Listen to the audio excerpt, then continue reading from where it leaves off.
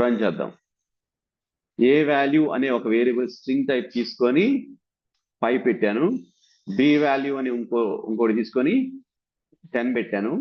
ఇప్పుడు ఎంత వాల్యూ వచ్చింది? ఓకే, రకరకాల మల్టిపుల్ ఆన్సర్స్ ఇచ్చారు. టోటల్గా ఒకళ్ళది కరెక్ట్ అయినట్టుంది. ఓకే, హరిత గారిది. ఓకే, ఎందుకంటే ఏ వాల్యూ అనేది దాంట్లో ఎంత ఉందో అది ముందులో ఉంటుంది. ఓకేనా, 5 అనేది ముందు ఉంటుంది, దాని తర్వాత బి వాల్యూలో ఉన్నది నెక్స్ట్ ఉంటుంది. సో ఇవి రెండు ఎందుకు అడిషన్ అవ్వలేదు? ఇవన్నీ యాక్చువల్గా 10 + 5 15 కదా, 15 ఎందుకు రాలేదు అంటే రెండు స్ట్రింగ్ టైపు. స్ట్రింగ్ టైప్లు ఉన్నప్పుడు, అటు ఇటు స్ట్రింగ్ టైప్లు ఉన్నప్పుడు మనం ప్లస్ వాడితే ఏమైతుంది?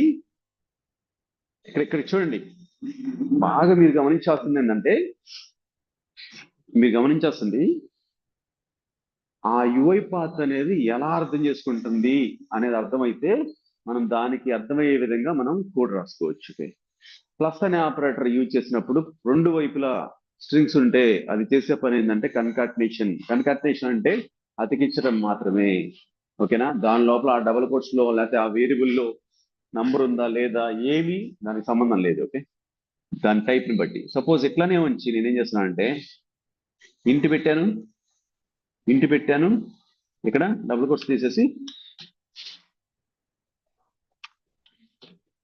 ఇలా ఇచ్చాను.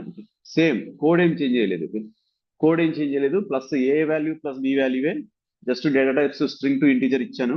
అండ్ ఆల్సో వాల్యూస్ కూడా డబుల్ కోట్స్ లో తీసేసి నార్మల్గా ఇచ్చాను. ఇప్పుడు ఏమైంది వాల్యూ 15. ఇందాకెందుకు 510 వచ్చింది, ఇప్పుడు 15 ఎందుకు వచ్చింది? Because the data type. అది importance of the data type. అర్థమైందా మీకు? సో డేటా టైప్ ఏంటి అనేది తెలుసుకోవాలి మనకి.